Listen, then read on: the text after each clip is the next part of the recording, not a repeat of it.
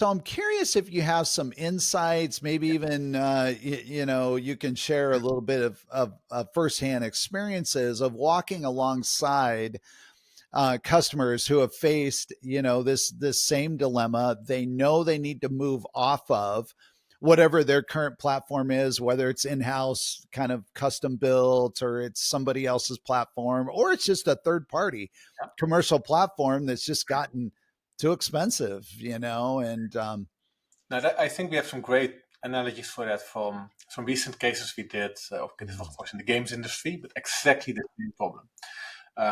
There was of course a problem where people were having on-prem, but it was only themselves as the client, right? So yeah. the game scaling up and down left either a big overcapacity of hardware or undercapacity, and players could not join.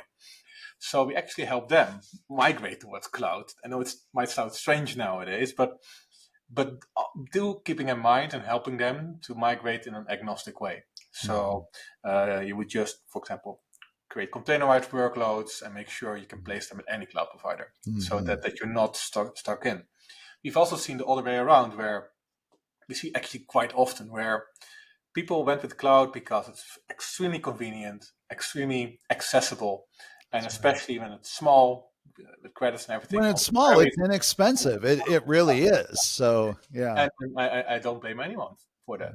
However, as you say, when the CFO might knock on the door and like, oh, what the hell is going on? Now we're successful, but a large part of my potential profit is directly transmitted to the cloud provider.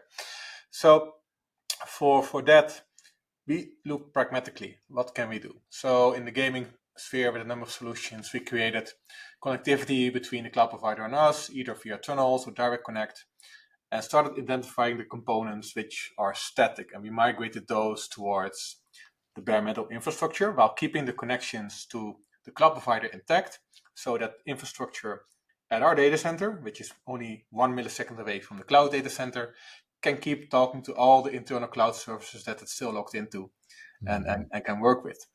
And this allows a piece by piece migration path to get at least a certain percentage of that 80% towards a base layer. Yes, you still have some traffic costs between the cloud data center and our data centers, but it's a start to get that CFO off your back, essentially. But it does require some trust. It requires our engineers and your engineers in that Slack channel talking pragmatically, coming up with brilliant solutions, how to make that connection.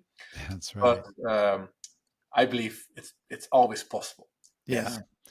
Yeah, it really is. And, I hate to simplify it, but, where there's a will, there is a way. And, look, 5 years ago, 6, 7 years ago, CFOs are maybe dreaming or whispering about doing this, but it wasn't quite as urgent. And